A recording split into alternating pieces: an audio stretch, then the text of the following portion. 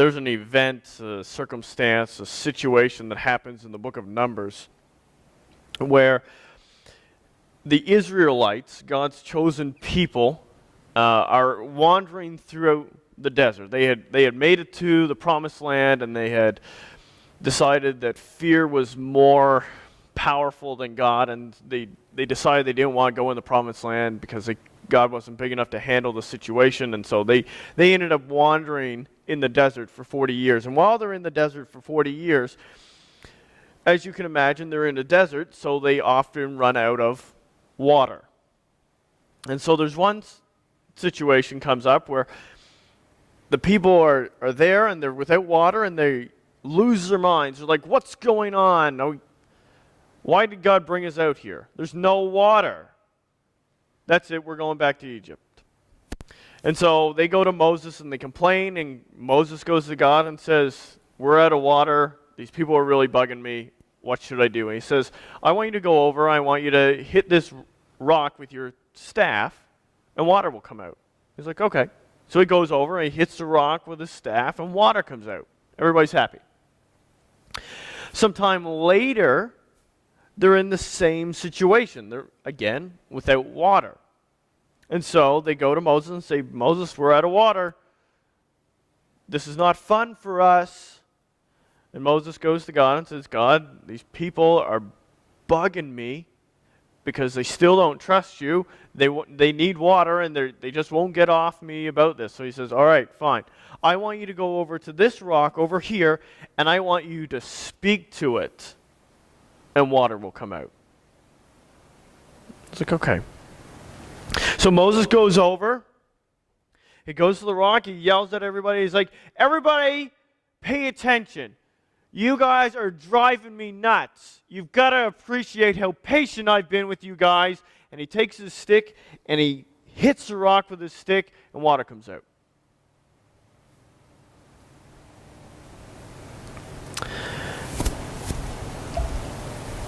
And the author of the book of Numbers records God saying this to Moses after that. He says, because you did not trust in me enough to honor me as holy in the sight of the Israelites, you will not bring this community into the land I give them. God doesn't say that to the Israelites. God says that to Moses. Because you did not honor me as holy in the sight of the Israelites, you won't make it into the promised land. Now, why? Why would God say such a thing to Moses, who had been so faithful, when he basically did what God had told him to do anyways? We'll get to that in a minute. Later on in the history of the Israelites, we come up to the time of the prophets. And we have this situation arise both in the time of Jeremiah and in the time of Isaiah. Now, in the time of Jeremiah, you have these people that are constantly going to the temple, and they're to build themselves up and to encourage themselves. They say to themselves, this is a land that has the temple of the Lord. This is the temple of the Lord. This is the land that has the temple of the Lord. Nothing bad can happen here. We have the temple of the Lord. And in Isaiah's time, you have these people that are going to the sanctuary quite often, and they're also fasting. They're taking time out of their days and their schedules to stop eating. From morning until evening, they would not eat for religious purposes.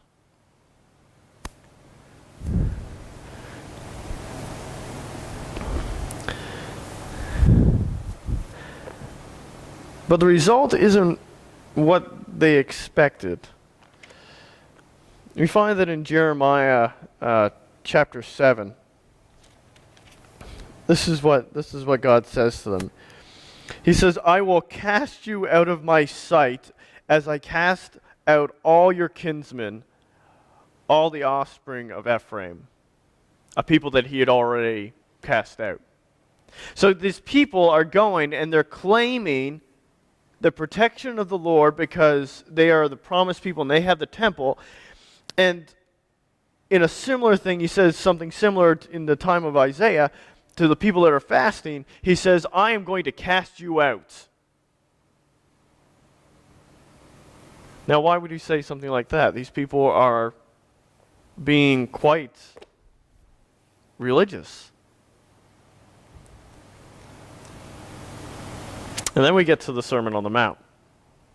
If you got your Bibles, which I hope you do, Matthew chapter 6.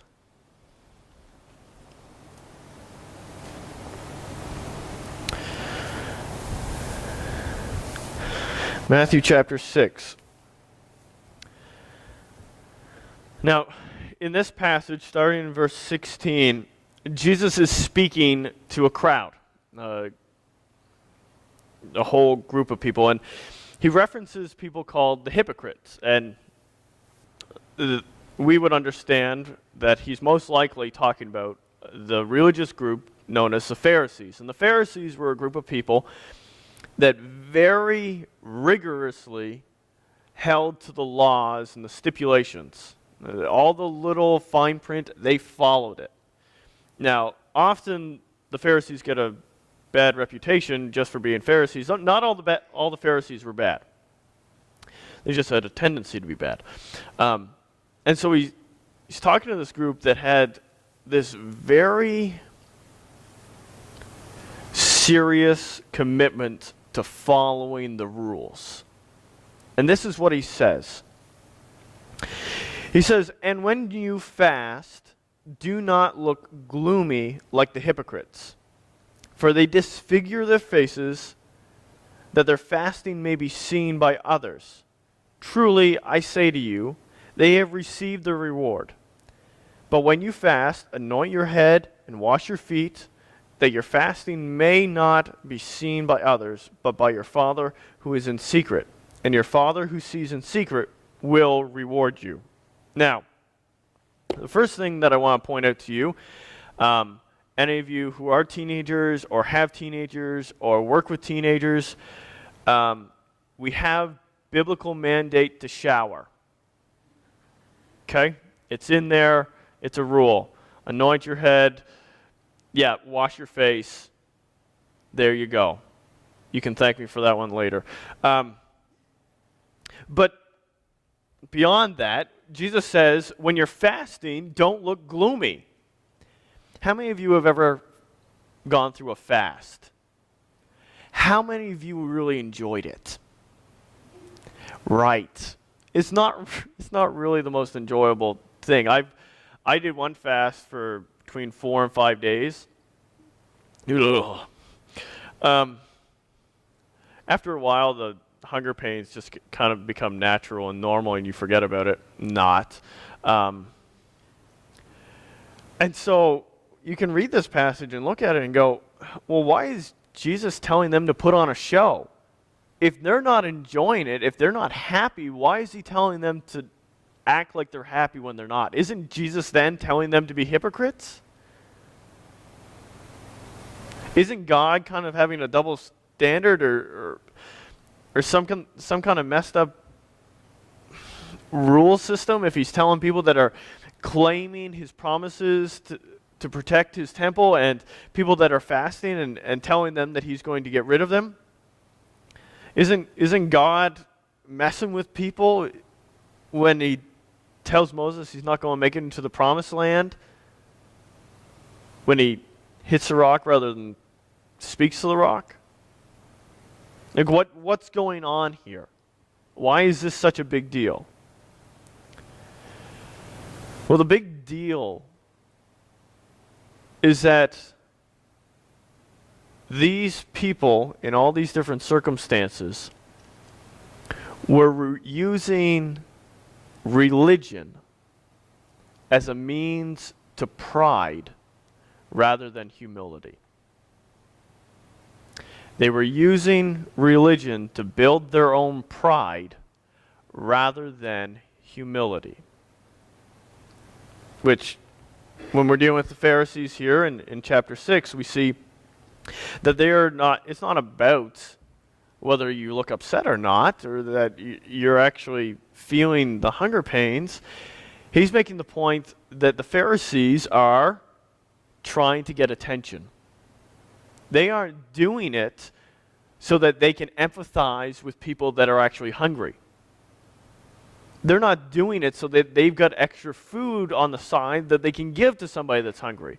They're not doing it so that they can relate to other people or so that they can feel less superior, so they lose that superiority complex and they can actually relate to other people, or that they realize their dependence on God in this situation. No, they're doing it so that people will look at them and think highly of them.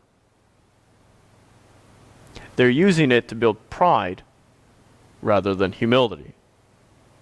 In the circumstances with Isaiah and Jeremiah, we find out that with the people during Isaiah's time, they were fasting, but when they were fasting is they were getting so angry and so grumpy because they weren't eating anything that they would end up yelling at all their workers, yelling at each other, having these huge fights and making things worse for everybody else, rather than taking it as an opportunity to relate to them and to understand how dependent on God's grace they are, that they would pass on the grace to others, and they're completely missing that, and they actually just use it as a means or an excuse to be jerks. And in Jeremiah's time, these people are claiming, this is the temple of the Lord, this is the temple of the Lord, we're safe here. They were saying this on their way from all the other pagan shrines. They would go to all these different altars, all these different idols. They would have sex with temple prostitutes. They would have these poles, and they were awkward poles. And they would worship these other gods and these gods of fertility, and they would have these child sacrifices and different things like that. And they would have all these different things going on, and then they would make their way back to the temple of the Lord and be like, we're safe. And so they were claiming the promises of God as a means to build up their own security to make up for their own failures. It was a way for them to live their own life and just use God to get away with it. With Moses in the book of Numbers, he doesn't get up and say, you guys need to learn how to trust God more because he is going to provide, and you don't need to throw a stink about it every 5 minutes. He gets up and he says, you are such a burden to me. Why do I have to keep doing this for you? And Moses ends up using his work following the Lord as a way to build up his own reputation so that people will appreciate him, so that people will look at him and think highly of him and maybe even feel sorry for the burden he's carried. They used religion to build pride rather than humility. And just in case you didn't catch it, humility really is the idea of forgetting about yourself. It's being so concerned with the welfare of others and so concerned with the glory of God and so focused on how important and valuable other people and the mission of God is that you forget about what people think about you, your own reputation, your own comfort, quite often, sometimes your own needs. You just forget about it because you are so utterly dependent on God to show up. And you are so focused on doing his work to reach other people because he is important and others are important. You just forget about yourself. And when you fast or when you follow any of these spiritual disciplines, it is supposed to put you in the place where you forget about yourself. You focus more on how awesome God is and how desperate you are for Him, and how valuable other people are and how they need God to meet their needs too. That becomes your focus. Now this is fairly straightforward, I think, but it becomes a little bit harder to deal with when we look at it in our own current circumstance. Some of us can relate to this mix-up in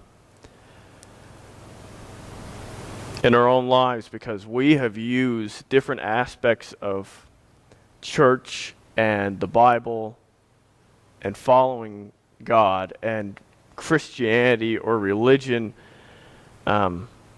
We've used that to build up our own reputations. We've used it to control scenarios, and we've used it to get away with things. It can be as simple as we make sure that we come to church or we participate in Bible studies or prayer meetings, or we have the right lingo, we speak the right words, so that when people look at us and they accuse us of something, we can throw it back in their face. And it becomes a security blanket. Or we do it in such a way that we don't feel guilty for the bad things we've done because we've done enough time in church that it makes up for all the other sins. It's the idea that if you can do, certain sins are acceptable if you have enough church time in, or if you know enough Bible, or if you have enough spiritual conversations. That these other things, that's okay because they don't, one outweighs the other. That, by the way, is called karma. And it's a lie. Karma does not exist, especially in the Christian world. Karma is not real. No. And some of us do it so that people will look up to us. We get a sense of pride and this feeling of worth when people look at us and they ask us for advice. Or they think highly of us, or they kind of respect us, or they watch their words carefully around us because they know that if we say something wrong that they're not gonna like it. And so people really enjoy having people on their toes, walking on glass around them, because it makes them feel important.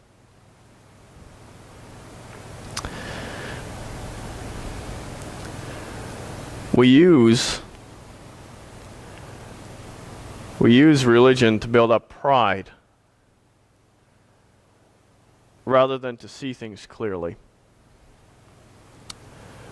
We use religion to build up our own credibility so that we can get away with things rather than realizing how much we need God's grace. We use religion to fool ourselves into thinking that not every aspect of our life has to conform to the will of God. We use religion to feel superior to other people, or maybe just get their sympathy, rather than understanding that they're just as valuable, if not more valuable, than we are.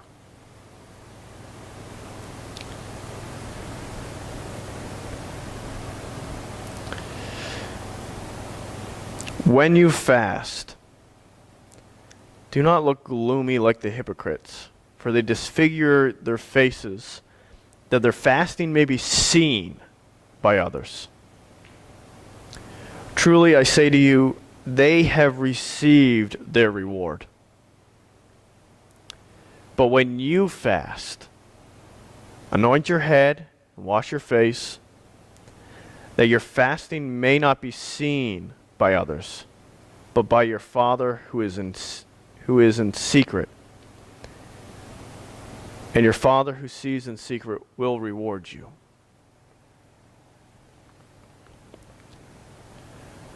Are you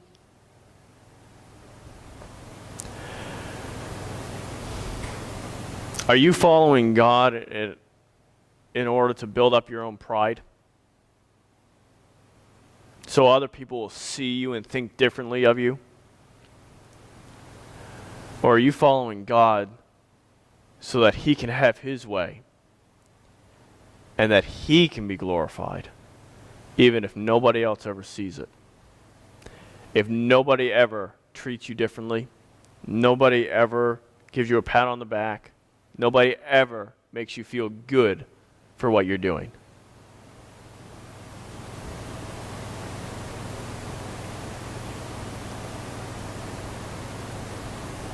Are you using religion to build pride or humility?